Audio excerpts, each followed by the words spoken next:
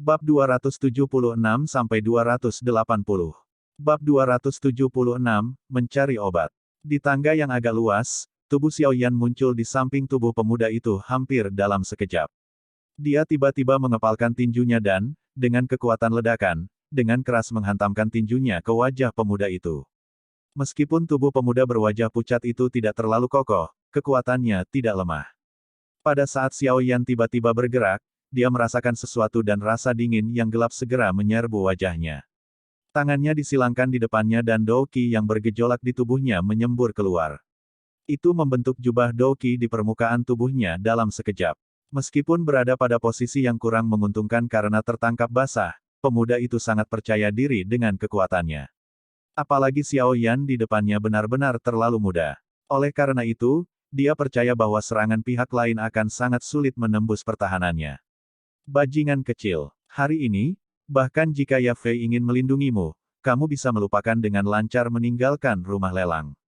Sebuah pikiran padat melintas di benak pemuda itu pada saat dia memblokir serangan itu. Namun, sebelum pikiran di hatinya jatuh, tinju yang mengandung kekuatan menekan dengan kuat membuat kontak di lengannya. Suara, retak, yang lembut dipancarkan dan setelah itu, ekspresi pemuda itu berubah dengan liar. Seteguk darah segar tanpa sadar dimuntahkan dari tenggorokannya. Tubuhnya juga didorong oleh kekuatan yang kuat dan ganas, mengakibatkan dia ditembak dengan keras ke dinding. Segera, dia memuntahkan seteguk darah segar lagi. Kakinya berlutut ke tanah sementara tubuhnya meringkuk kesakitan. Hanya pada saat pemuda itu muntah darah, Ya Fei, yang berada di tangga, berbalik. Teriakan agar Xiaoyan berhati-hati hanya keluar dari mulutnya ketika dia melihat pemuda itu meringkuk seperti anjing mati. Wajahnya yang indah segera ditutupi oleh keterkejutan dan ketidakpercayaan. Pada saat ini, bawahan di samping pemuda itu akhirnya pulih dari kejadian sepersekian detik ini. Ketika mereka melihat penampilan dan keterkejutan tuan mereka yang menyedihkan pertama kali muncul di wajah mereka sebelum mereka segera mengepung Xiaoyan dengan marah. Aku memerintahkan kalian semua untuk mundur. Melihat beberapa tindakan penjaga, Ya Fei yang berada di tangga, akhirnya tidak tahan lagi dan meledak. Mata almonnya menatap marah saat dia berteriak keras. Mendengar tangisan Ya Fei, beberapa penjaga itu jelas ragu-ragu sejenak. Tuan mereka mungkin memiliki keberanian untuk menyinggung Ya Fei, tetapi itu tidak berarti bahwa mereka juga memiliki keberanian seperti itu. Jika ada di antara kalian yang berani mengambil langkah maju, maka bersiaplah untuk dikeluarkan dari rumah lelang primer. Meskipun Anda bukan bawahan saya pikir dengan status saya sebagai penjabat penatua pengawas, menyingkirkan Anda beberapa bagian dari sampah manusia seharusnya bukanlah sesuatu yang terlalu sulit untuk dilakukan. Ketika Ya Fei sedingin es, dia memiliki keagungan yang berbeda dan unik. Mengamati Ya Fei, yang wajahnya cantik mengandung kejahatan, ketakutan akhirnya melintas di wajah para penjaga. Mereka saling memandang wajah satu sama lain dan enggan mundur. Bawa tuanmu dan kembali dari tempat asalmu. Ya Fei dengan dingin memerintahkan dengan tangannya yang halus menunjuk ke tangga. Baik, Ya Fei, kamu punya nyali. Anda benar-benar membantu orang luar.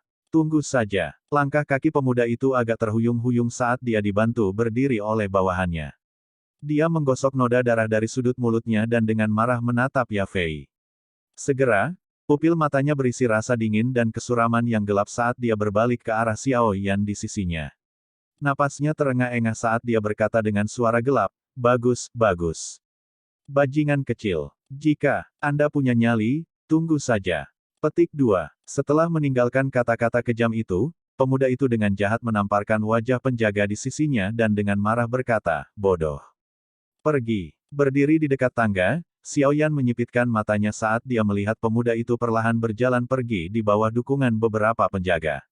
Tinju di bawah lengan bajunya perlahan terbuka dan beberapa api berwarna hijau menggeliat di ujung jarinya. Ketika dihadapkan dengan orang seperti ini, kamu benar-benar tahu bagaimana menahan diri. Mengapa Anda tidak membunuhnya secara langsung? Kalau tidak, dia akan mengingat ini di masa depan. Hai Bodong tertawa samar sambil bersandar di tangga. Bagaimanapun, ini adalah wilayah orang lain. Xiaoyan tersenyum dan menatap Ya Fei.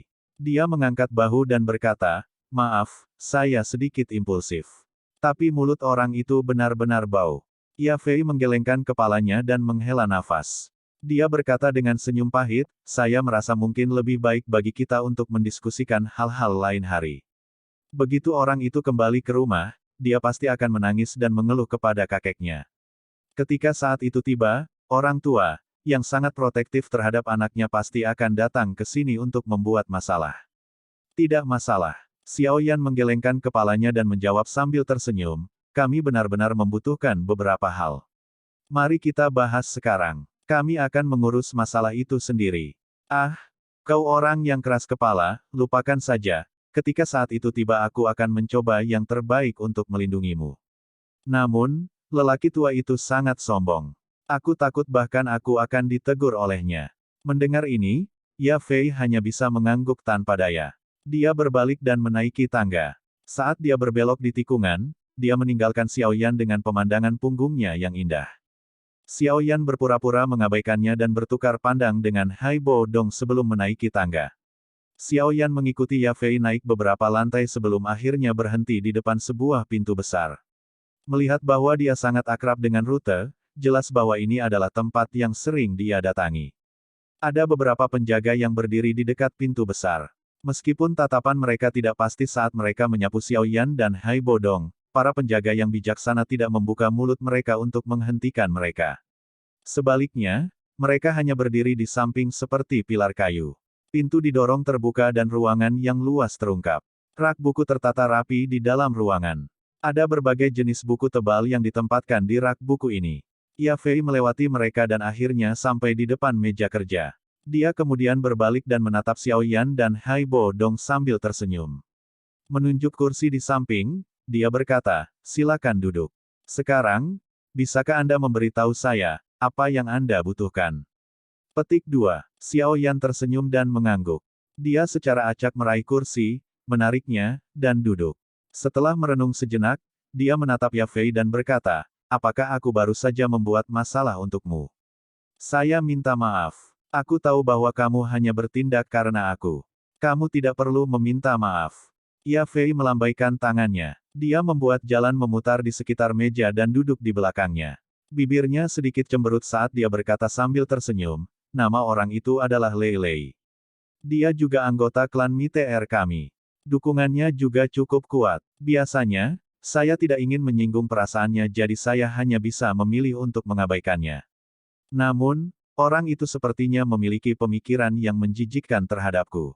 Aku mengabaikannya malah membuatnya menjadi marah karena rasa malu yang dia rasakan, dan karena itu dia memutuskan untuk mencari masalah denganku sepanjang waktu. Kakeknya memiliki beberapa kepentingan dalam House of Elders di klan. Oleh karena itu, saya sangat tidak berdaya ketika berhadapan dengan orang berwajah sangat tebal ini. Ya Fei mengusap rambut hitam di dahinya dan berkata agak lelah. Sepertinya pemuda bernama Lei Lei benar-benar telah menciptakan masalah besar baginya. Kamu seharusnya tahu bahwa untuk orang seperti itu, semakin kamu melakukan itu, dia akan menjadi semakin galak. Xiao Yan menggelengkan kepalanya dan menjawab. Ini tentu saja sesuatu yang aku tahu.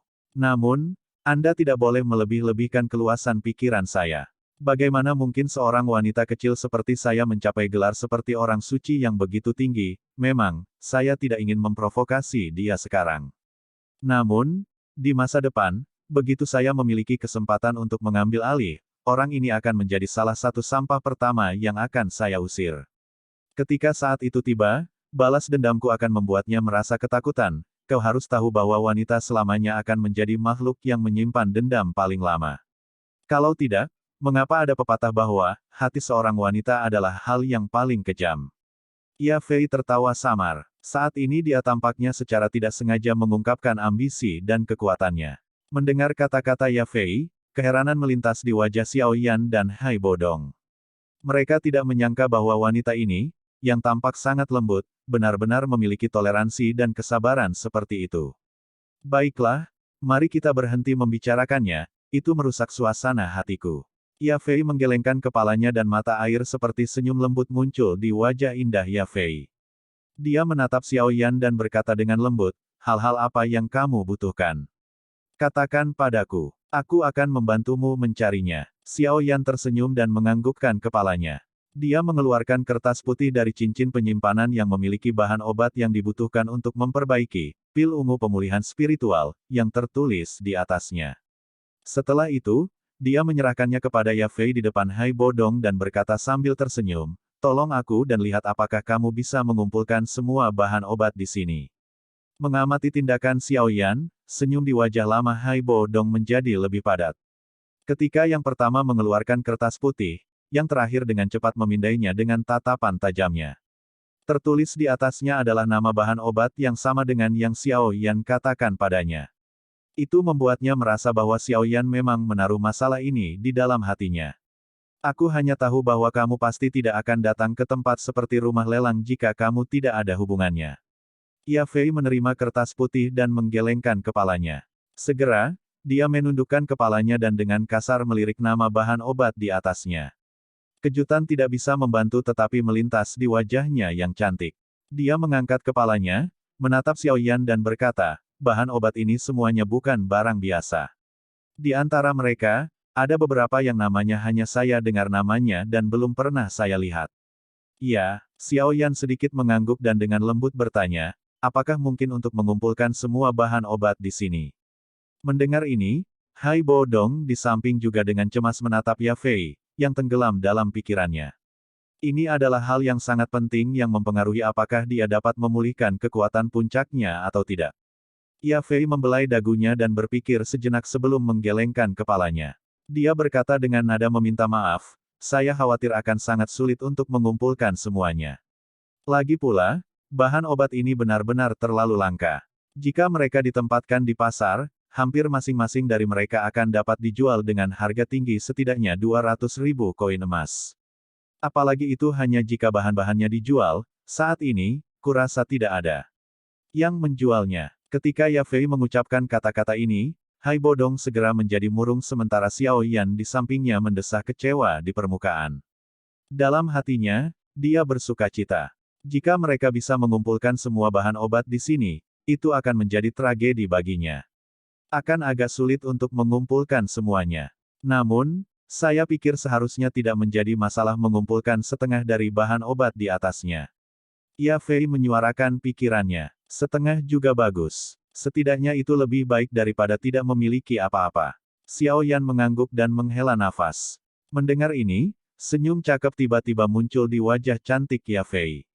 Dia tersenyum dan berkata, menurut catatan kami, rumah lelang primer kami seharusnya bisa mengeluarkan 4 jenis bahan obat yang tercantum di kertas ini. Harga masing-masing setidaknya lebih dari 200.000 koin emas. Saya khawatir jumlah total yang dibutuhkan untuk keempat bahan obat ini sekitar 1 juta koin emas. Xiao Yan Didi, apakah kamu bisa menyerahkan uangnya? Xiao Yan mengedipkan matanya dan menggelengkan kepalanya. Sepertinya aku tidak bisa. Setelah kata-kata Xiao Yan ini diucapkan, senyum di wajah cantik Yafei tumbuh lebih besar. Jari-jarinya yang panjang saling bertautan dan berkata dengan suara yang agak menyesal, Xiao Yan Didi, sekarang kita tidak lagi berada di kota hutan. Di sini, bahkan jika kakak perempuan bersedia membantu Anda, saya tidak memiliki wewenang untuk melakukannya. Apalagi jumlah sebesar itu sudah jauh di luar yurisdiksi yang saya kelola. Xiao Yan menggosok sisi wajahnya dan berkata, lalu apa yang harus saya lakukan? Meskipun 1 juta koin emas bukanlah jumlah yang kecil, kakak perempuan sangat percaya padamu. Secara kebetulan, klan primer kami merekrut seorang alkemis selama periode ini.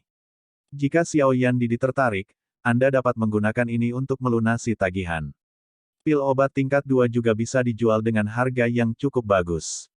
Saya pikir, dengan kemampuan Xiao Yan Didi, seharusnya mudah bagi Anda untuk menyelesaikan tagihan ini. Mata cantik bunga teratai Yafei melengkung ke sudut yang dangkal, mempesona orang seperti roh rubah. SL, roh rubah digunakan dalam cerita rakyat Cina untuk menggambarkan penggoda wanita yang menyihir seorang pria. Bab 277, berhenti. Menjual diriku sendiri.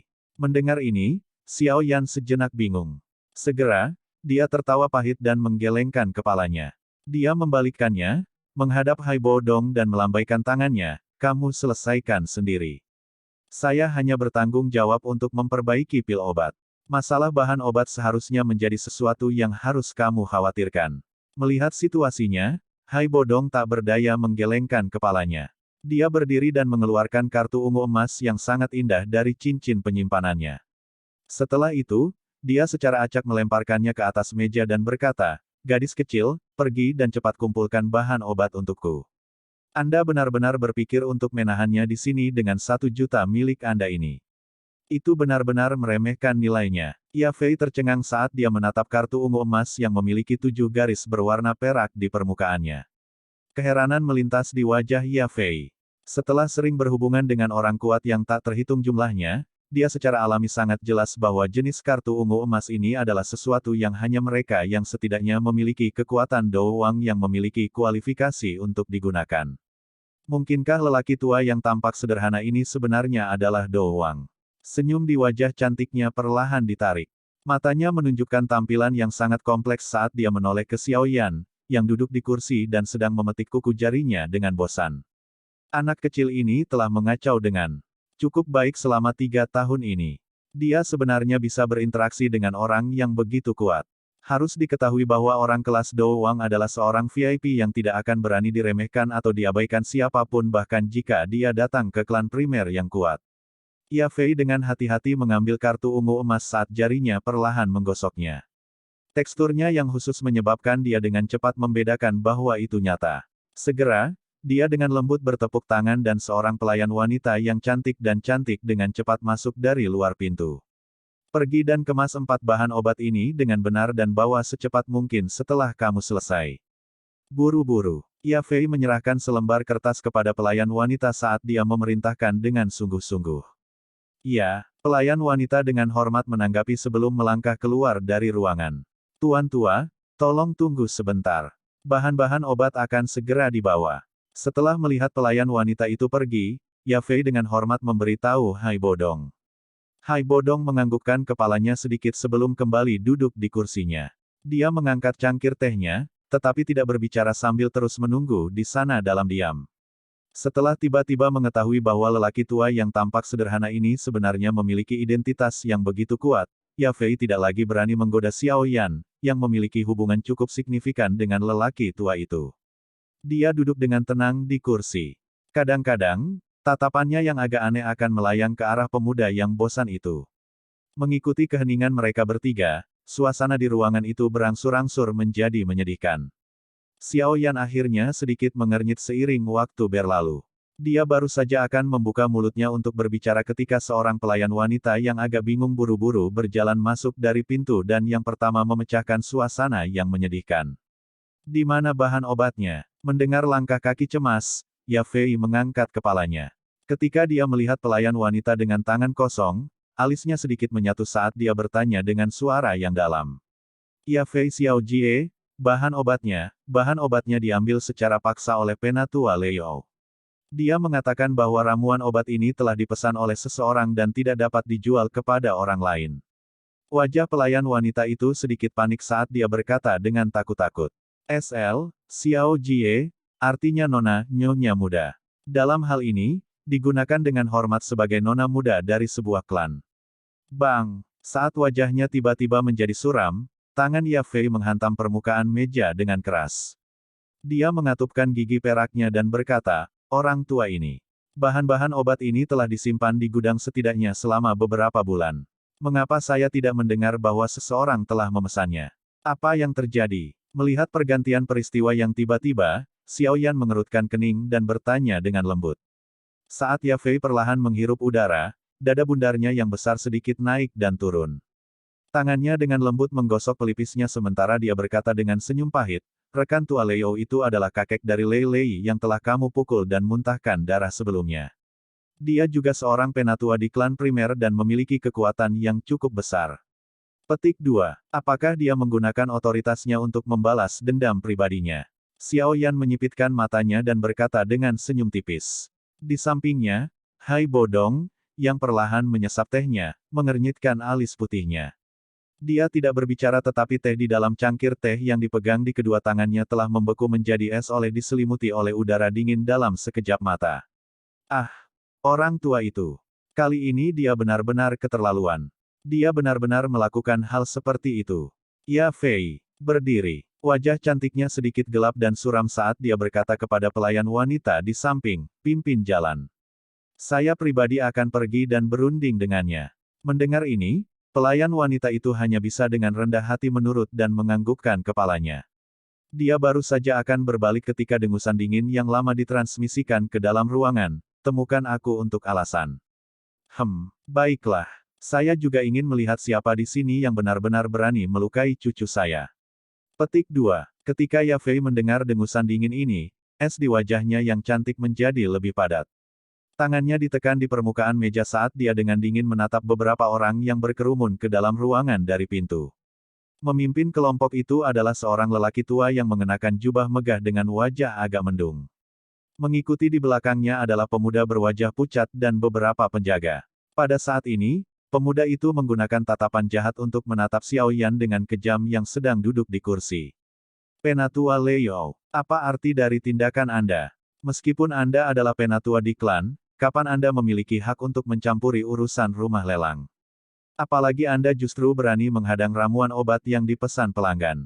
Apakah Anda mencoba menyebabkan rumah lelang primer kami kehilangan reputasinya? Wajah cantik Yafei dipenuhi dengan rasa dingin saat dia dengan marah memelototi orang tua itu. Dia dengan kasar mengenakan topi besar padanya. TL, memakai topi besar, berarti menyematkan pelanggaran besar pada seseorang. Di bawah topi besar yang berat ini yang menyebabkan orang mengalami kesulitan bernapas, wajah lelaki tua bernama Leo tidak bisa tidak berubah sedikit. Namun, segera, dia tertawa dingin, hei, kehadiran resmi yang luar biasa. Yafei, jangan berpikir bahwa Anda sekarang adalah seorang penatua sejati.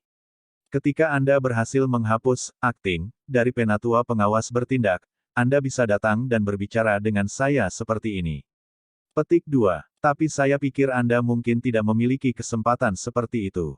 Sebagai penjabat penatua pengawas untuk rumah lelang primer, Anda sebenarnya secara pribadi membawa orang luar ke area penting klan kami tanpa izin dan bahkan melukai sesama anggota klan. Ketika pertemuan House of Elder berikutnya dimulai, saya akan dengan serius meminta para tetua lainnya untuk menghapus posisi Anda karena pelanggaran ini. Petik 2. Setelah memasuki ruangan, tatapan gelap dan ganas Leo menyapu Xiao Yan dan Hai Bodong. Xiao Yan muda tidak membuatnya terlalu memperhatikan. Hanya lencana alkemis tingkat 2 di dadanya yang membuat hatinya merasakan kejutan sesaat. Namun, itu hanya kejutan.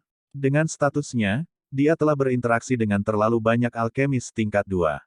Oleh karena itu, sebagian besar pandangannya terfokus pada Hai Bodong yang tanpa ekspresi. Namun, dengan kemampuan cerdasnya, dia secara alami tidak bisa melihat melalui fondasi Hai Bodong. Segera, ketidaktahuan di hatinya membiarkan dirinya menjadi tak kenal takut. Jika pihak lain dari kelas Dou Ling atau Dou Wang, dia seharusnya bisa mendeteksi beberapa fluktuasi energi. Saat ini, bagaimanapun, Leo merasakan bahwa seluruh tubuh Hai Bodong tidak memiliki jejak aliran energi sedikitpun. Hanya ada dua kemungkinan untuk ini. Salah satunya adalah bahwa pihak lain adalah seseorang yang melampaui Dou Wang, seorang Dou Huang. Yang lainnya adalah bahwa kekuatan pihak lain sangat lemah sehingga menyebabkan orang mengalami kesulitan merasakan kehadiran Dou Qi di tubuhnya. Penatua Leo, mungkin Anda telah melupakan beberapa aturan laten dari rumah lelang. Beberapa klien besar memang memiliki kualifikasi untuk masuk ke tempat ini. Adapun masalah tentang Lei Lei, itu sepenuhnya salahnya sendiri. Seseorang tidak bisa menyalahkan orang lain karena bertindak untuk memberinya pelajaran. Yafei berkata dengan dingin. Meskipun Leo tidak memiliki kualifikasi untuk mengenal semua Dou Huang di Kekaisaran Jiama, dia masih mendapat kesempatan untuk melihat semuanya. Sayangnya, beberapa Dou Huang itu bukanlah Hai Bodong di depannya. Kemudian, satu-satunya penjelasan yang tersisa adalah yang kedua. Gadis lidah silet, klien besar. Hei, baiklah. Anda datang dan beritahu saya apa identitas kedua orang ini dan biarkan saya menilai seberapa besar mereka sebenarnya. Sudahkah mereka mencapai kualifikasi seperti yang Anda katakan? Leo mengatupkan bibirnya dan menjawab dengan muram. Koneksinya cukup baik di dalam kota suci Jiama. Dia tahu beberapa kekuatan yang agak besar di kota serta beberapa kekuatan yang merupakan penguasa kota-kota lain yang mendominasi. Namun, dia belum pernah melihat Xiao Yan atau Hai Bodong sebelumnya.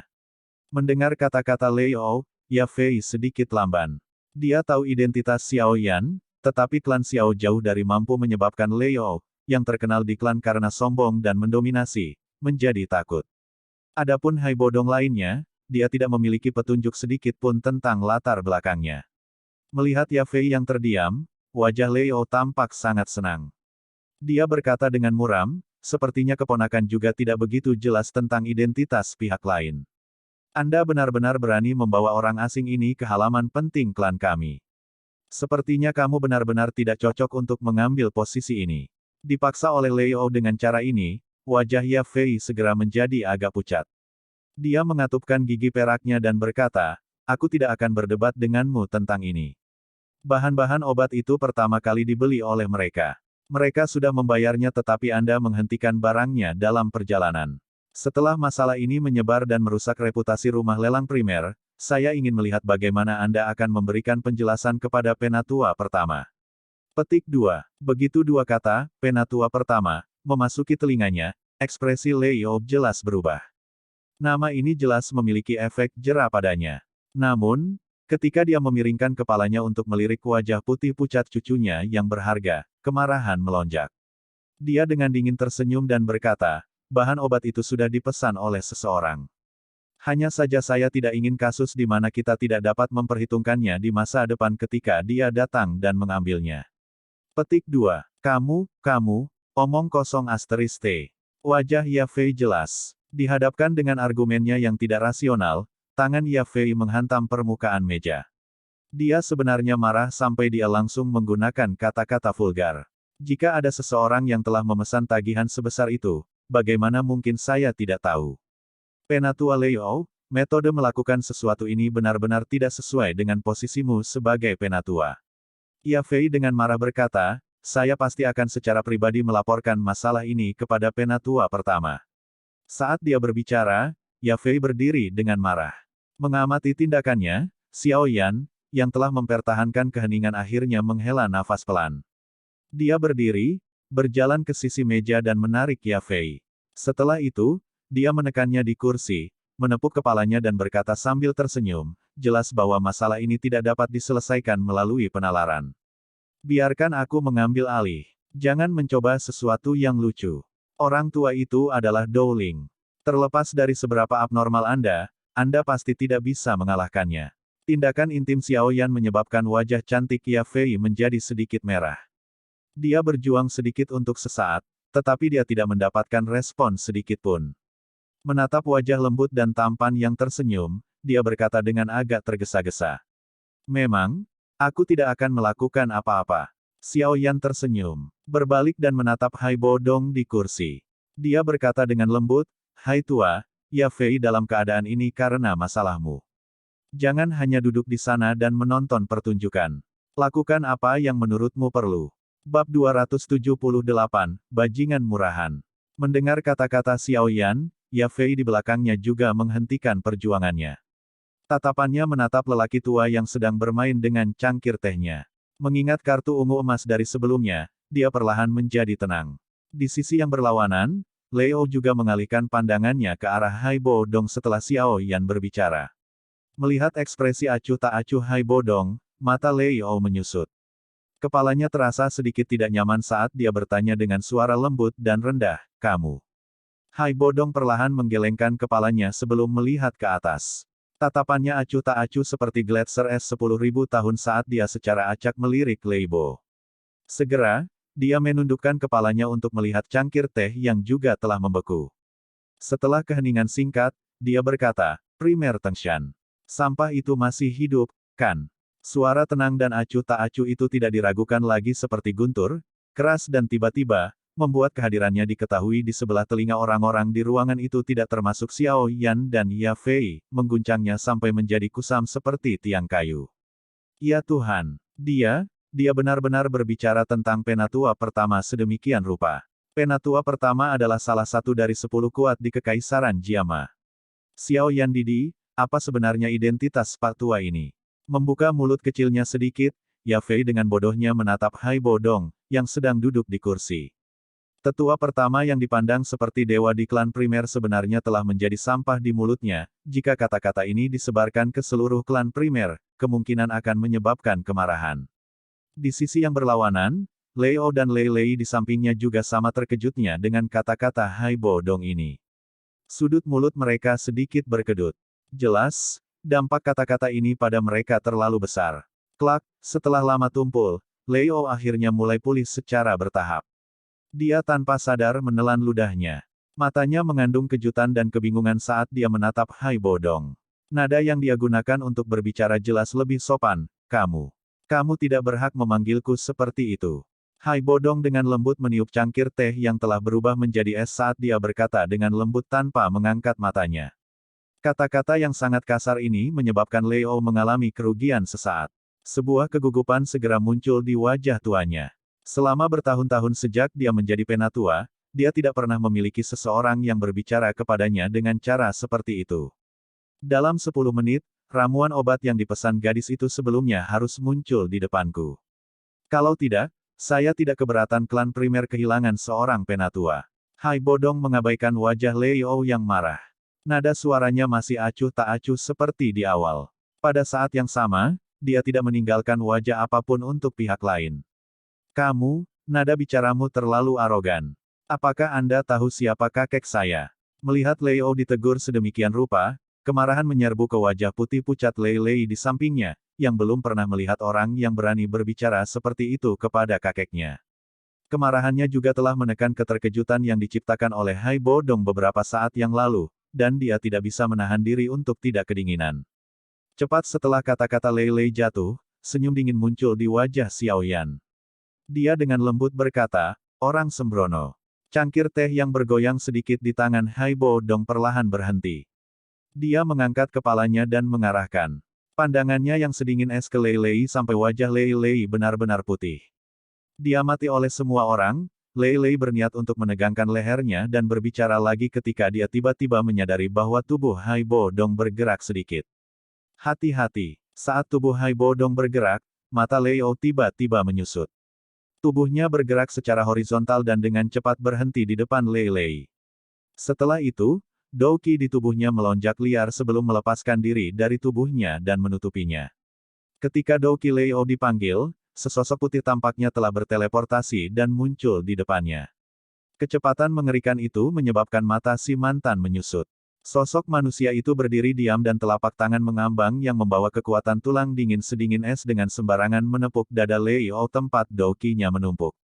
Lembut, ini mungkin tampak seperti tepukan yang tampaknya ceroboh, tetapi itu menyebabkan ekspresi Leo langsung menjadi pucat.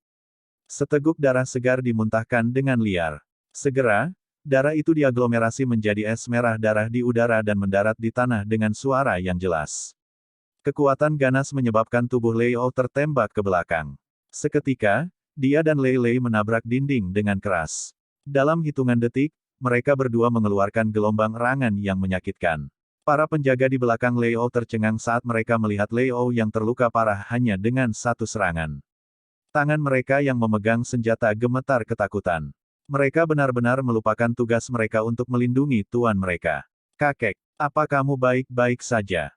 Karena dilindungi oleh Leo, Lei Lei tidak menerima cedera yang sangat serius. Dia memanjat dengan susah payah. Ketika dia melihat bahwa ekspresi Leo bahkan lebih pucat darinya, dia buru-buru memanggil. Dou Huang. Ki dingin di tubuhnya menyebabkan rambut Leo benar-benar tertutup lapisan es tipis. Mulutnya bergetar saat dia tiba-tiba menatap Hai Bodong dan berkata dengan kaget. Seseorang yang kuat yang mampu menyebabkan cedera serius Leo tanpa dia bisa melihat bayangan mantan. Hati Leo jelas tahu bahwa hanya seorang Dou Huang yang mampu melakukan hal seperti itu. Mendengar beberapa kata ini, tubuh Lei Lei tiba-tiba bergetar hebat. Sebuah teror muncul di wajahnya saat dia melihat Hai Bodong. Dia tidak menyangka bahwa lelaki tua yang tampak rendah hati ini sebenarnya adalah seorang Dou Huang. 10 menit sudah dimulai. Saya pasti tidak akan menarik kembali kata-kata yang telah saya katakan. 10 menit kemudian, ramuan obat harus muncul di depanku. Jika tidak, bahkan jika primer Tengshan muncul, Anda akan mati hari ini. Hai Bodong melirik mereka berdua sambil berkata dengan acuh tak acuh dan perlahan. Cepat, cepat, cepat pergi dan bawa bahan obatnya. Mendengar kata-kata itu, sebuah teror melintas di wajah Leo. Dia buru-buru berteriak marah pada Lei Lei di sisinya. Ya, Ya, Lei Lei yang sama-sama sangat ketakutan buru-buru berdiri, merangkak dan tersandung keluar dari ruangan. Menonton Lei Ou yang menjadi sangat patuh dalam sekejap mata, Ya Fei tersenyum pahit dan menggelengkan kepalanya. Orang tua ini benar-benar, bajingan murahan. Ah, Dou Huang, Tuhan. Xiao Yan ini sebenarnya berkenalan dengan orang yang sangat kuat. Tidak heran dia memiliki keberanian untuk datang ke ibu kota. Ya Fei menatap punggung yang dibangun dengan baik di depannya. Dia semakin merasa bahwa orang ini semakin sulit untuk dilihat. Berdiri dari tempat duduknya, Ya Fei dengan hormat memperhatikan Hai Bodong saat dia dengan takut-takut bertanya, apakah Tuan Tua mengenal penatua pertama kita? Orang yang tidak berguna itu masih belum mati. Hai Bodong perlahan kembali ke tempat duduknya dan sekali lagi mengucapkan kalimat berani yang menyebabkan tubuh Leo, yang tergeletak di tanah, bergerak-gerak. Kata-kata berani Hai Bodong ini juga menyebabkan Ya Fei menjadi sedikit malu. Dia dengan lembut berkata, semua baik-baik saja dengan penatua pertama. Bolehkah saya menanyakan nama Tuan Tua? Petik 2. Ketika kamu melihat orang yang tidak berguna itu, katakan saja padanya bahwa aku, Hai Bodong, belum mati. Dia secara alami akan tahu. Hai Bodong berkata lemah. Iya, mendengar kata-kata itu, Ya Fei hanya bisa menjawab dengan hormat. Tangannya saling bersilangan, tampak bingung. Sudut matanya tiba-tiba melayang ke kartu ungu emas di atas meja dan buru-buru mengambilnya, berniat mengembalikannya padanya. Menurut aturan, seorang Dou Huang dapat menikmati perlakuan yang begitu mewah. Kamu tidak perlu mengembalikannya. Dia tidak akan menerimanya. Melihat tindakan Ya Fei, Xiao Yan tersenyum dan mengalihkan pandangannya ke arah Hai Bodong dan bertanya, apakah saya benar, Hai Tua? Kamu, orang ini, gadis kecil ini bahkan bukan kekasihmu. Apakah Anda perlu membantunya menghemat sedikit uang ini? Hai Bodong mengibaskan bibirnya dan berkata tanpa daya. Ketika kata-kata Hai Bodong keluar dari mulutnya, wajah cantik Ya Fei menjadi sedikit merah. Dia memegang kartu ungu emas dan ragu-ragu sejenak sebelum memanggil seorang pelayan wanita dan memerintahkannya untuk mengambil sebagian uang di dalamnya. Namun, sebelum pelayan wanita itu pergi, dia memerintahkannya untuk memotong harga hingga setengahnya. Hei, gadis kecil benar-benar tahu bagaimana berperilaku. Meskipun suara Ya Fei sangat lembut, masih mencapai telinga Hai Bodong. Pada saat itu, dia tersenyum dan mengangguk, jelas memiliki kesan yang baik karena tindakannya ini. Xiao Yan tersenyum, berbalik dan menatap Ya Fei, yang memiliki wajah cantik nan rupawan. Dia tiba-tiba bertanya, itu benar, dapatkah Anda membantu saya memeriksa apakah ada sesuatu di rumah lelang yang dapat memulihkan kekuatan spiritual? Pulihkan kekuatan spiritual. Mendengar ini Ya Fei sejenak bingung. Segera, dia mengerutkan kening dan berkata, hal-hal itu benar-benar hal yang unik. Aku akan mencarimu. Saat dia mengatakan itu, dia berbalik dan pergi ke rak buku. Setelah dia mencari sejenak, dia akhirnya memeluk sebuah buku tebal dan berjalan keluar. Dia dengan hati-hati mencarinya sebelum menggelengkan kepalanya dan berkata dengan nada meminta maaf, maaf. Hal-hal yang dapat membantu memulihkan kekuatan spiritual benar-benar terlalu langka. Saya telah mencari catatan rumah lelang selama setahun terakhir dan sepertinya kami tidak mengumpulkan harta semacam itu.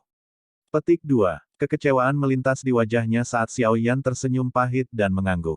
Semangatnya agak putus asa saat dia kembali ke tempat duduknya. Melihat sikap kecewa Xiao Yan, Ya Fei tak berdaya menggelengkan kepalanya, tetapi tidak memiliki kemampuan untuk membantu meskipun dia ingin. Waktu perlahan mengalir. Tepat ketika 10 menit akan berlalu, bayangan panik Lei Lei akhirnya bergegas masuk dari pintu. Dia tersandung dan bergegas sebelum dia dengan hati-hati meletakkan beberapa kotak batu giok di atas meja dan berkata dengan suara gemetar, Tuan, bahan obat yang Anda butuhkan semuanya ditempatkan di sini. Tak satu pun dari mereka bahkan sedikit rusak. Melihat kotak giok, kegembiraan muncul di wajah Hai Bodong. Dia dengan hati-hati membukanya dan tersenyum saat menyerahkannya kepada Xiao Yan dan berkata dengan cemas, periksa dan lihat apakah itu bahan obat yang tepat. Xiao Yan menerima kotak giok dan dengan hati-hati mengamatinya. Setelah itu, dia mengangguk di bawah tatapan cemas dan waspada dari Lei Ou dan Lei Lei. Ya, mereka baik-baik saja. Bahan-bahan obatnya diawetkan dengan cukup baik dan umurnya cukup. Itu bagus. Mendengar konfirmasi Xiao Yan, Hai Bodong menghela nafas panjang. Dia berbalik dan berbicara dengan dingin ke arah Lei Ou, tersesat. Dan, Gadis ini sangat menyenangkan mataku. Kembali dan beritahu Primer Tengshan bahwa kata pertama dari Penatua bertindak pengawas dapat dijatuhkan. Mendengar ini, sudut mulut Lei Ou mengejang. Dia buru-buru mengangguk dan dengan dukungan Lei Lei, pergi dalam keadaan terhina. Karena kita berhasil mendapatkan barang-barang itu, akankah kita pergi? Setelah menyimpan kotak giok dengan benar, Hai Bo Dong berkata sambil tersenyum. Xiao Yan mengangguk sedikit. Dia hendak mengucapkan selamat tinggal kepada Ya Fei ketika seorang pelayan wanita masuk ke kamar dan berkata dengan hormat kepada Ya Fei, "Ya Fei Xiao Jie, Nalan Xiao Jie ingin bertemu denganmu mengenai sesuatu." Nalan Yanran. Kedua kata ini, yang merupakan kata-kata terlarang di hati Xiao Yan, membuatnya bingung. Segera setelah itu, ekspresinya langsung menjadi gelap. Bab 279, 7 Air Liur Roh Hijau Ajaib. Mendengar pemberitahuan pelayan wanita, Ya Fei menjadi sedikit kosong. Dia segera menoleh untuk melihat ekspresi Xiao Yan yang langsung menjadi suram. Tanpa daya menggelengkan kepalanya, dia dengan lembut bertanya, "Nalan Yanran?" "Iya," pelayan wanita itu dengan hormat menjawab. "Kenapa dia mencariku?" Ya Fei merajut alisnya sedikit dan bergumam pelan. Dia menghela nafas dan menatap Xiao Yan, meminta maaf. "Pergi. Ini adalah pekerjaan Anda. Bukannya aku akan menyalahkanmu." Xiao Yan tersenyum. Beberapa kegelapan di wajahnya menghilang saat dia melambaikan tangannya dan berkata, "Kamu mungkin tidak ingin bertemu dengannya sekarang, jadi tunggu di sini sebentar. Setelah saya menanyakan alasan dia datang, saya akan melihat kalian berdua keluar." Mata cantik Ya Fei menyapu Xiao Yan dan Hai Bo Dong yang pendiam dan acuh tak acuh dan berkata dengan nada menyelidik. "Ini juga." Setelah merenung sejenak, Xiao Yan menganggukkan kepalanya sedikit. Saat ini dia memang tidak ingin bertemu wanita itu sepagi ini. Oleh karena itu, dia tidak menolak saran Ya Fei pada saat itu. Melihat bahwa Xiao Yan telah setuju, Ya Fei menghela nafas lega. Melewati sisi pelayan wanita, Ya Fei menyuruhnya untuk menjaga mereka berdua dengan baik sebelum dengan cepat melangkah keluar dari ruangan. "Apakah kamu memiliki dendam dengan Nalan Yanran itu?" Mengamati bagian belakang yang telah menghilang di balik pintu, Hai Bodong memegang cangkir teh yang telah berubah menjadi es dan bertanya dengan suara yang agak heran. "Iya." Xiao Yan menganggukkan kepalanya dan perlahan duduk di kursi. Ekspresinya sedikit jelek. "Jangan bilang bahwa kamu pergi ke Mystic Cloud Sect ada hubungannya dengan dia." Saat dia melirik Xiao Yan, Hai Bodong menjadi kaget dan dia langsung bertanya dengan tercengang. Kali ini, Xiao Yan tidak menjawab dan hanya menyesap tehnya. Matanya yang menyipit mengandung kilatan dingin yang samar. Mengamati cara Xiao Yan, Hai Bodong tahu jawabannya dan tidak melanjutkan pertanyaannya. Dia perlahan menggelengkan kepalanya. Sepertinya dia agak mengerti maksud Xiao Yan menuju ke Mystic Cloud Sect. Namun, dia masih agak bingung dengan apa yang telah dilakukan wanita Nalan Yanran pada Xiao Yan. Dia benar-benar berhasil menyebabkan orang dengan kekuatan mental yang luar biasa ini bahkan bersedia untuk membentuk hubungan yang tidak diinginkan dengan makhluk besar seperti Sekte Awan Berkabut. Jelas bahwa berada dalam hubungan yang buruk dengan Sekte Awan Berkabut di dalam Kekaisaran Jiama adalah hal yang sangat bodoh. "Oh, itu benar. Mengapa Anda menemukan hal-hal yang dapat memulihkan kekuatan spiritual? Apakah rohmu terluka?" Hai Bodong tidak terus-menerus terjerat masalah ini. Sebaliknya, Hai Bodong tiba-tiba teringat hal yang dibutuhkan Xiao Yan tadi dan langsung bertanya dengan ragu. Alis Xiao Yan berkedut lembut tanpa diketahui. Dia perlahan menyesap tehnya sementara jantungnya bergerak cepat. Sesaat kemudian, dia dengan tenang berkata, "Efek sisa yang disebabkan oleh Angry Buddha Lotus Flame terakhir kali. Oh, hal itu benar-benar terlalu menakutkan. Masuk akal jika itu menghasilkan beberapa efek residu." Hai Bodong tidak memiliki keraguan sedikit pun setelah mendengar kata-kata Xiao Yan. Bagaimanapun, kekuatan Angry Buddha Lotus Flame, itu benar-benar agak menakutkan. Tatapannya menyapu tubuh Xiao Yan sebelum dia mengerutkan kening dan berkata, "Apakah ini serius?" Melakukan yang terbaik untuk mempertahankan detak jantungnya yang biasa, Xiao Yan melirik Hai Bodong dan berkata, "Ini tidak terlalu serius, tetapi juga bukan cedera biasa. Oleh karena itu, saya perlu mencari beberapa hal unik yang dapat memulihkan kekuatan spiritual yang akan memungkinkan saya untuk pulih dengan cepat." Mendengar jawaban yang agak samar dari Xiao Yan ini, Hai Bodong menyatukan alisnya. Dia memiringkan kepalanya dan menatap wajah halus dan tampan di mana orang tidak bisa melihat emosi apapun. Bibirnya sedikit menggeliat, tetapi dia tidak mengatakan sepatah kata pun. Sebaliknya, dia sedikit mengangguk, menundukkan kepalanya dan menatap cangkir teh, menjadi diam. Meminjam pantulan dari permukaan air cangkir teh, Xiao Yan dapat dengan jelas melihat reaksi Hai Bodong. Tangannya yang erat memegang cangkir teh sedikit rileks dan dia perlahan menyesap tehnya. Dia membasahi tenggorokan yang agak kering saat dia menghela nafas panjang di dalam hatinya. Setelah mereka berdua terdiam, suasana di ruangan itu menjadi sunyi. Pelayan wanita yang menunggu di salah satu sudut gelisah dan tidak berani membuat suara atau mengganggu mereka. Dia juga sangat berhati-hati bahkan ketika mengganti teh untuk mereka berdua, tidak berani membuat suara sedikit pun. Suasana hening berlangsung selama hampir setengah jam ketika suara, klik-klak, yang tergesa-gesa dan jelas terdengar dari pintu. Segera, tubuh Ya Fei yang tenang dan elegan muncul di hadapan mereka berdua. Apakah dia pergi? Xiao Yan perlahan meletakkan cangkir teh di tangannya dan dengan sembarangan bertanya. Iya, saat dia masuk ke ruangan, Ya Fei dengan hormat mengangguk pada Hai Bodong, yang memegang cangkir tehnya. Dia segera mengalihkan pandangannya ke Xiao Yan sementara jari-jarinya yang panjang dengan lembut mengetuk meja. Sesaat kemudian, dia akhirnya berkata sambil tersenyum pada tatapan ragu Xiao Yan Didi, apakah kamu benar-benar membutuhkan harta alam itu? Ya, aku sangat membutuhkannya. Hati Xiao Yan melonjak sedikit saat dia mengangguk. Tatapannya menatap tajam ke arah Ya Fei dan dia dengan lembut bertanya, apakah rumah lelang memilikinya? Selama Anda bisa mengeluarkannya, saya bisa memberi Anda harga yang memuaskan. Petik 2. Hal-hal unik yang dapat memulihkan kekuatan spiritual sangat langka. Bahkan dengan arus barang yang besar di rumah lelang primer kami hampir tidak mengumpulkan barang-barang semacam itu. Ya Fei menggelengkan kepalanya dan berkata tanpa daya. Kalau begitu maksudmu, Xiao Yan sedikit mengernyit dan berkata. Rumah lelang primer kami memang tidak memiliki barang-barang unik yang dapat memulihkan kekuatan spiritual.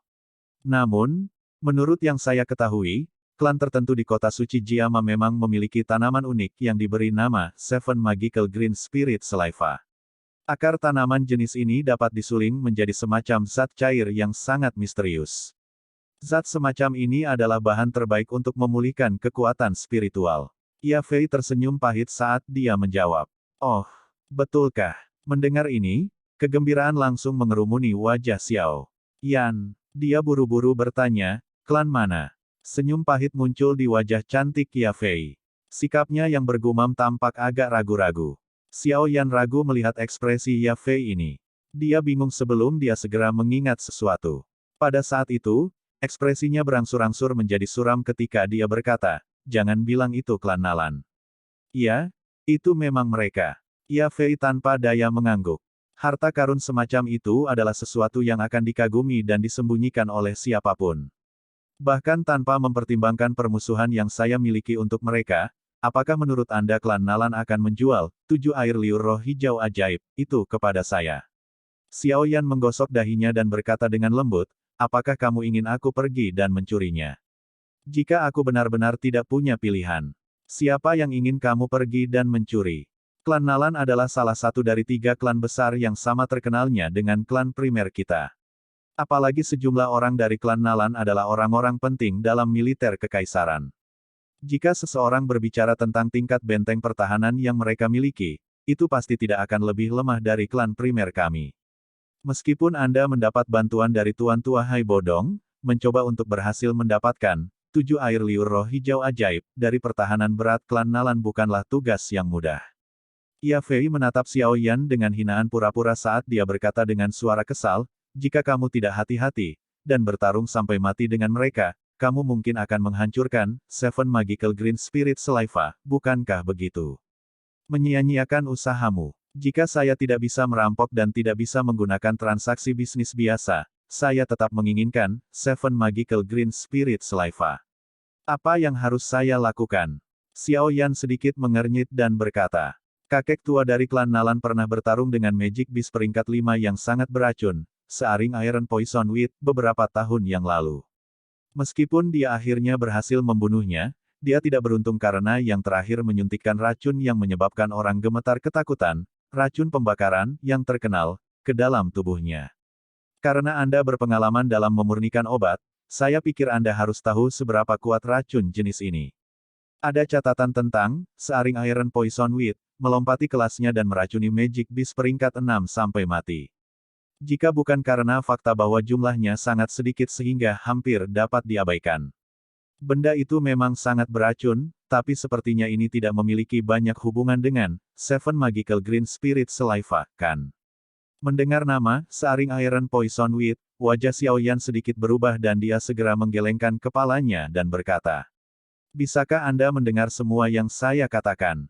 Melempar Xiao Yan dengan tatapan menghina lagi, Ya Fei melanjutkan, "Selama beberapa tahun terakhir ini, kakek Nalan mengandalkan Doki yang kuat untuk menekan racun.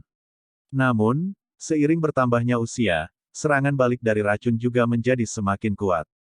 Setengah bulan yang lalu, racun pembakaran, yang tersembunyi di tubuhnya benar-benar meletus. Di bawah letusan semacam ini, kakek Nalan, yang kekuatannya ada di kelas Dowang, benar-benar runtuh. Sekarang, seluruh klan Nalan berada dalam kekacauan total saat mereka pergi kemana-mana untuk menemukan seorang alkemis untuk menyelamatkannya. Menemukan seorang alkemis. Dengan hubungan Nalan Yanran, bukankah seharusnya dia bisa mempekerjakan Gu He? Dengan kemampuan pemurniannya, racun macam apa yang tidak bisa dia sembuhkan? Xiao Yan berkata dengan lemah. Dia mempekerjakannya tetapi bahkan Gu He tidak memiliki kemampuan untuk menghilangkan racun pembakaran. Seperti namanya, racun semacam itu bersembunyi jauh di dalam tulang dan bahkan sumsum tulang. Semua pil obat akan mengalami kesulitan untuk menghapusnya sepenuhnya. Ya Fei menggelengkan kepalanya dan tertawa pahit. Bahkan Gu He tidak punya solusi. Mendengar ini, Xiao Yan langsung berkata dengan kaget. Ya Fei menganggukkan kepalanya dan menyuarakan pikirannya. Meskipun Gu He tidak menghilangkan racunnya, dia telah berbicara tentang metode yang bisa berhasil. Yaitu mengendalikan nyala api, memasukkannya ke dalam tubuh kakek Nalan dan menggunakan suhu tinggi untuk mengeluarkan racun pembakaran yang ada di dalamnya. Sayangnya, ada prasyarat yang sangat penting untuk ini. Nyala api itu pasti api surgawi. Oleh karena itu, klan Nalan saat ini menghabiskan banyak uang untuk melibatkan para alkemis yang memiliki api surgawi. Sayangnya, mereka tidak mendapatkan apa-apa, mereka bahkan memberi harga yang mahal yang bahkan diinginkan oleh klan primer kami. Itu benar, dengan harga yang mahal itu, ada Seven Magical Green Spirit Saliva. Ya Fei melambaikan tangannya. Siapapun yang mampu menyembuhkan kakek Nalan akan dapat memperoleh 7 air liur roh hijau ajaib itu. Baru-baru ini, ada banyak alkemis yang mencoba.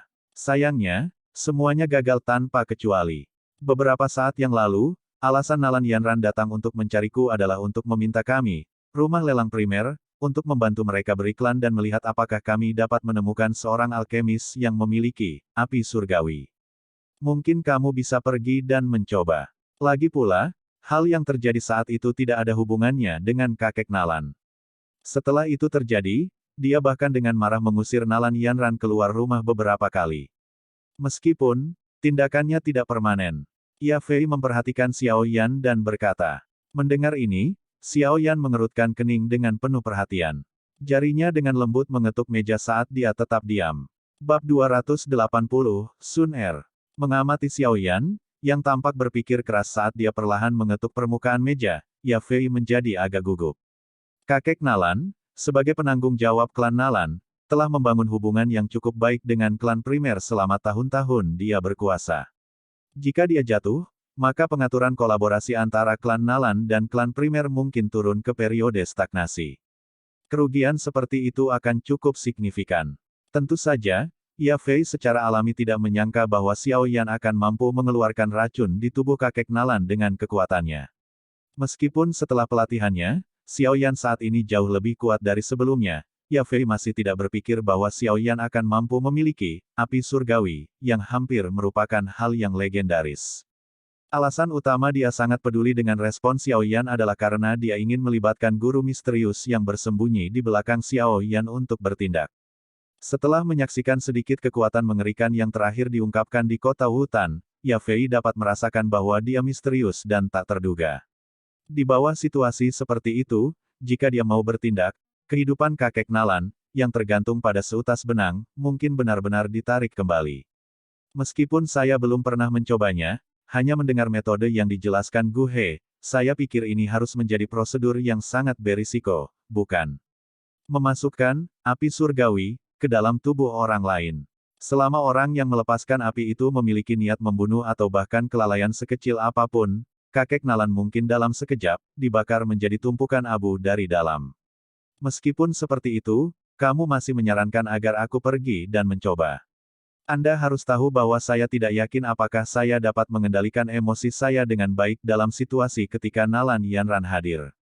Setelah terdiam cukup lama, Xiao Yan akhirnya berbicara perlahan. Ya Fei, tersenyum pahit, mengangguk dan berkata, ini memang hal yang sangat berbahaya. Namun, klan Nalan juga tidak punya pilihan. Jika mereka bahkan tidak berani mengambil risiko ini, maka kakek Nalan mungkin benar-benar tidak punya harapan. Apakah Anda ingin pergi dan mencoba?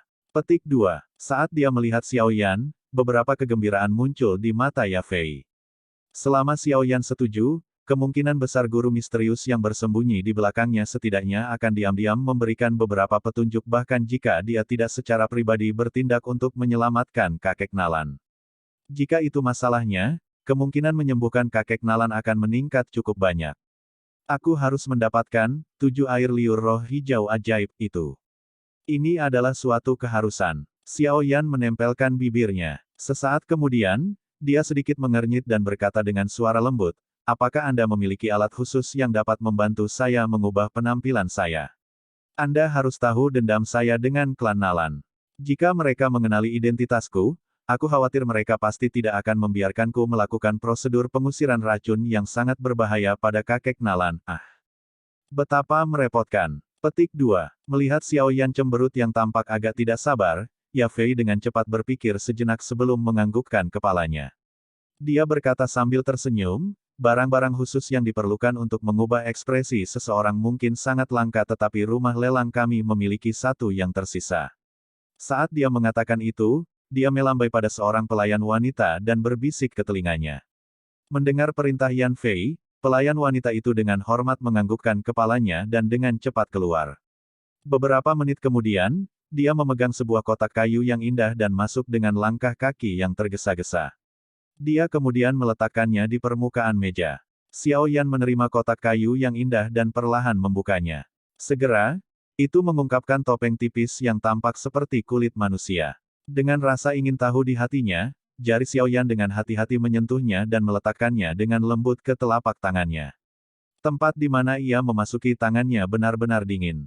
Itu setipis sayap jangkrik, seolah-olah tidak ada. Ini dibuat menggunakan sutra es yang diambil dari ulat sutra gunung es. Setelah diukir oleh pengrajin tingkat tinggi, garis bentuk wajah manusia telah terbentuk. Selama Anda menutupi wajah Anda dengan itu harus dapat menyembunyikan fitur wajah Anda. Ya Fei tersenyum dan berkata, topeng sutra es ini dapat dikatakan sebagai barang bermutu tinggi di rumah lelang primer kami. Jika kita mengeluarkannya dan menjualnya, itu akan memiliki harga setidaknya 300.000 koin emas. Kali ini, saya akan memberikannya kepada Anda secara gratis. Anda tidak perlu terburu-buru untuk menolak saya. Jika Anda benar-benar dapat menyembuhkan kakek Nalan, manfaat yang akan diperoleh rumah lelang primer kami akan jauh melebihi 300.000 koin emas ini. Anggap ini sebagai investasi tersembunyi kami. Mendengar ini, Xiao Yan merenung sejenak sebelum mengangguk sedikit. Dia tidak membuka mulutnya untuk menolak. Mengangkat kepalanya, tangannya membuka adonan sutra es dan dengan lembut menempelkannya ke wajahnya. Segera, perasaan sedingin es perlahan merembes melalui kulitnya dan memasuki tubuhnya. Xiao Yan bahkan samar-samar bisa merasakan bahwa bahkan wajahnya mulai bergoyang saat ini. Berdiri di satu sisi, Ya Fei menatap wajah yang berangsur-angsur menjadi biasa. Dia mengerutkan bibirnya dan tersenyum lembut, mengeluarkan cermin kristal. Menempatkannya di depan Xiao Yan, dia tersenyum dan berkata, efeknya cukup bagus, bukan? Membuka matanya, Xiao Yan menatap wajah biasa yang benar-benar berbeda dari sebelumnya. Dia sesaat bingung. Segera, dia menganggukkan kepalanya dengan puas sambil membawa rasa ingin tahu. Meskipun orang kuat mengandalkan ki pihak lain untuk mengidentifikasi satu sama lain, kamu jarang berhubungan dengan klan Nalan. Saat itu, Nalan Yanran pergi dengan terburu-buru. 3 tahun kemudian, tidak mungkin baginya untuk mengidentifikasi Ki Anda. Oleh karena itu, dengan topeng sutra es ini, selama Anda tidak diteliti dengan sangat rinci, akan sulit untuk menemukan identitas Anda. Ya Fei berkata sambil tersenyum. Xiao Yan mengangguk. Telapak tangannya perlahan membelai wajah yang ditutupi oleh topeng sutra es. Beberapa saat kemudian, dia dengan malas berkata, "Kalau begitu, aku akan pergi dan mencoba. Jika saya dapat membantunya mengeluarkan racunnya, saya akan melakukan yang terbaik. Meskipun saya telah mengatakan, ini adalah sesuatu yang sangat berbahaya. Jika sewaktu-waktu emosi saya tidak lancar dan jika tangan saya gemetar, saya tidak akan bertanggung jawab jika saya mengubah orang tua itu menjadi abu." Mendengar kalimat terakhir, Ya Fei tak berdaya menggelengkan kepalanya. Dia berkata, "Saya akan membantu menulis surat rekomendasi untuk Anda. Ketika Anda pergi ke klan Nalan nanti, memiliki surat itu akan membantu mengurangi beberapa pemeriksaan ketat." Petik 2. Ya, aku akan merepotkanmu kalau begitu. Xiao Yan tersenyum dan mengangguk. Ya Fei berbalik dan mengeluarkan selembar kertas yang dibuat dengan sangat indah. Tangannya menopang pena tinta saat dia sedikit membungkuk. Tubuhnya meringkuk dengan kuat menjadi lekukan yang menarik saat wajahnya yang cantik berkonsentrasi dengan serius dan perlahan menulis di atas kertas. Sesaat kemudian, dia menghela nafas dengan lembut dan melipat surat rekomendasi ini dengan benar sebelum menyerahkannya kepada Xiao Yan. Dia tersenyum dan berkata, "Xiao Yan Didi. Jangan membuat Jie kehilangan muka. Ini adalah pertama kalinya saya merekomendasikan seseorang." Petik 2. Semoga. Xiao Yan tidak berkomitmen saat dia tersenyum. Dia menerima surat rekomendasi dan berkata sambil tersenyum kepada Ya Fei, "Aku telah menyusahkanmu. Serahkan saja masalah yang tersisa padaku." Petik 2. Ya, ada banyak mata di rumah lelang. Untuk merahasiakan identitas Anda, saya tidak akan mengantar Anda secara pribadi. Jika Anda membutuhkan bantuan, Anda bebas untuk datang dan menemukan saya di rumah lelang primer. Saya akan melakukan yang terbaik untuk membantu Anda. Ya Fei tersenyum dan berkata. Xiao Yan tersenyum dan mengangguk. Dia tidak lagi ragu-ragu saat dia melambaikan tangannya di samping Hai Bodong. Setelah itu, dia memimpin jalan dan berjalan ke pintu. Gadis kecil, jika primer Tengshan, orang yang tidak berguna itu, bertanya tentang saya, katakan padanya bahwa begitu saya punya waktu, saya akan pergi dan mengunjunginya. Katakan padanya untuk tidak bertingkah seperti orang gila dan pergi kemana-mana untuk mencari jejakku. Hai Bodong dengan malas berdiri, melirik Ya Fei di samping dan berkata dengan lembut. Ya, Pak Tua. Mendengar kata-kata ini, Ya Fei bingung. Segera, dia tersenyum pahit dan mengangguk.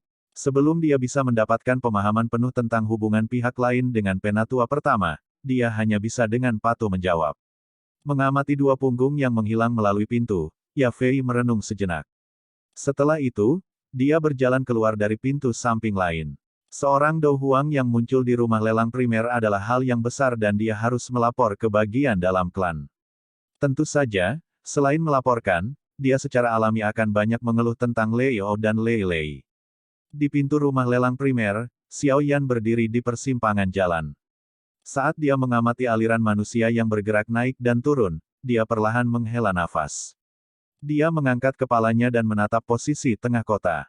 Di tempat itu, adalah tempat salah satu dari 3 klan terbesar di Kekaisaran Jiama, klan Nalan, berada. Ayo pergi. Xiao Yan memasukkan kedua tangannya ke lengan bajunya dan berkata dengan lembut. Segera, ekspresinya menjadi tenang dan dia perlahan berjalan menuju klan besar yang dulunya adalah rumahnya yang lain. Di tepi Kekaisaran Jiama dan 2 kerajaan besar lainnya, berdiri sebuah akademi tua yang terkenal. Itu melepaskan aura kuno yang dipenuhi dengan pengalaman hebat. Meskipun akademi tidak memiliki eksterior yang menyebabkan orang terkejut dan terpesona, reputasinya yang terkenal dan kekuatannya yang dalam dan tak tertandingi menyebabkan bahkan 3 kerajaan besar tidak punya pilihan selain bersikap sopan terhadapnya. Mereka tidak berani menunjukkan rasa tidak hormat sedikit pun atau memprovokasi dengan cara apapun. Di dalam akademi lama, ada siswa yang berkumpul dari mana-mana. Di wilayah asal mereka, di mana klan mereka bertanggung jawab, mungkin ada orang-orang dengan bakat atau kejeniusan terbaik di mulut subjek mereka. Namun, para jenius tampaknya dikemas dalam lusinan di sini. Oleh karena itu, Orang-orang yang memiliki bakat pelatihan yang bisa mereka banggakan di kampung halaman mereka hanyalah orang-orang yang nyaris tidak memenuhi syarat di sini. Selama upacara penerimaan untuk semua siswa baru, lelaki tua yang tampak sangat mengantuk seolah-olah dia akan melangkah ke peti matinya hanya mengatakan dua kalimat pendek, terlepas dari status yang Anda miliki di masa lalu, Anda semua hanyalah para siswa Akademi Jianan di sini dan berbagi status yang sama satu sama lain. Jika Anda bertarung di akademi ini, saya tidak akan peduli selama tidak ada kematian. Namun, jika ada yang berani menggunakan kekuatan klan mereka untuk membalas dendam, Akademi Jianan akan mengurus semua orang terlepas dari berapa banyak orang yang datang. Kehadiran besar dan mengesankan yang tiba-tiba dikeluarkan oleh lelaki tua itu menyebabkan beberapa kalimat pendek ini menjadi tegas terpatri di hati seluruh siswa. Di tempat ini, jika Anda seekor naga, Anda akan meringkuk, jika Anda harimau, Anda akan berjongkok. Di puncak gunung terpencil di akademi kuno ini, seorang wanita muda mengenakan gaun hijau pucat berdiri dengan anggun di sisi tebing. Angin sepoi-sepoi yang menerpa bagian depannya meniup rambut hitam panjangnya yang menjuntai ke pinggang hingga menari-nari pelan tertiup angin. Saat sudut roknya bergeser, itu samar-samar mengungkapkan garis sempurna dari lekuk tubuh wanita muda itu. Mata wanita muda itu dengan tenang menatap langit timur yang jauh. Dia pendiam dan tidak berbicara, seperti bunga teratai sekuler yang sangat bersih. Setelah terdiam lama, wanita muda itu tiba-tiba membuka mulutnya. Suara manisnya yang halus menyebabkan roh orang merasakan perasaan aneh seperti sedang dicuci. Keluar. Saat suara wanita muda itu jatuh, bayangan berwarna hijau tiba-tiba dan anehnya terpisah dari pohon besar dari belakang wanita muda itu. Bayangan itu dengan hormat menatap wanita muda yang punggungnya menghadap ke arahnya. Dengan berlutut di tanah, dia berkata dengan hormat, "Nona." Wanita muda itu perlahan berbalik dan mengungkapkan sisi wajah yang indah dan tak tertandingi. Sebenarnya Sun Er yang telah memasuki Akademi Jianan. "Nona, Tuan Muda Xiaoyan telah tiba di ibu kota Kekaisaran Jiama."